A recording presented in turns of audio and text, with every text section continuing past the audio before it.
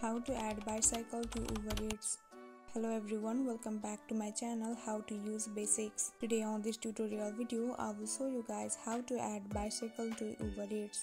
So let's get right into the tutorial. So in order to add bicycle to Uber Eats you can't use application, so let's go into any browser. As you can see I am already on Safari and here I have searched for Uber Help. After searching, click on this first website, Uber Help. Once you are here on this page, now click on driving and delivering option. Now search for chat on the search bar. After that, scroll down until you see this option of I have a different delivery issue. Click on it. Now under the share details option, enter your details by simply saying that you want to change your vehicle to bicycle. Now they will reach out to you and will help you to add bicycle to Uber Eats.